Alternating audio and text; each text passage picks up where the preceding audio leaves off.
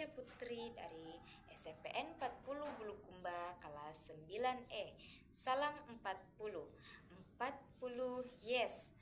Saya ingin membuat video tentang membaca nyaring. Membaca nyaring.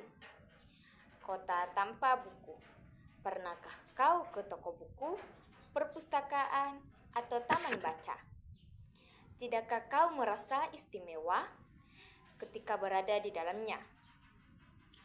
Di sekelilingmu ada berbagai toko dari dunia nyata dan khayalan, tempat yang pernah kau kunjungi dan yang belum. Informasi dan cerita dari masa lalu, masa kini, dan masa depan. Semua terpadu, semua berada dalam genggamanmu. Saat berada di antara buku, tidakkah kau merasa menjadi raja dan ratu?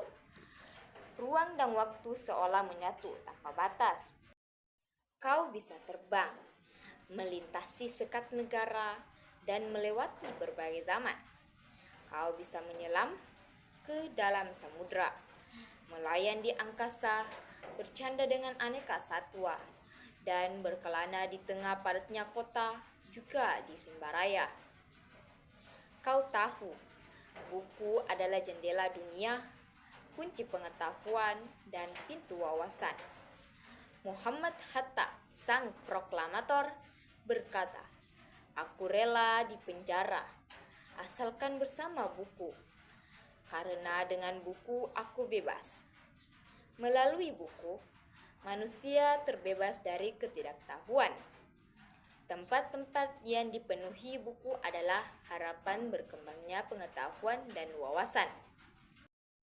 Apa jadinya jika kota tanpa buku? Pantaskah disebut kota? Di kota itu, mungkin kabar datang dari sumber lain, dari koran, televisi, atau internet. Mungkin informasi dan cerita datang dari cerita nenek moyang, bagai dongeng-dongeng sebelum tidur. Irama warganya pun tiada beda. Bangun pagi, berterbangan di muka bumi untuk berbagai keperluan. Untuk kembali pulang siang atau sore harinya. Setelah itu, mereka berangkat tidur dan mulai lagi hari berikutnya. Semua serupa. Di kota itu, mungkin ada bangunan bernama perpustakaan. Di dalamnya, buku-buku berderet dalam rak yang tak terjamah. Tiada tangan meraih dan membuka halaman demi halaman dengan sukacita. Mungkin juga ada tumpukan buku di sudut-sudut sekolah yang sepi dan berdebu. Jarang dikunjungi, jarang dibaca. Buku-buku sangat teronggok tanpa nyawa. Bagaimana dengan kotamu? Mungkin kau tinggal di tengah kota yang megah, atau di gang sempit, di desa terpencil, di sisi pesisir, atau kaki gunung. Adakah perpustakaan, taman baca, atau toko buku di dekat rumahmu? Jika ada, apakah tempat itu menjadi wadah berkumpulnya anak-anak dan warga?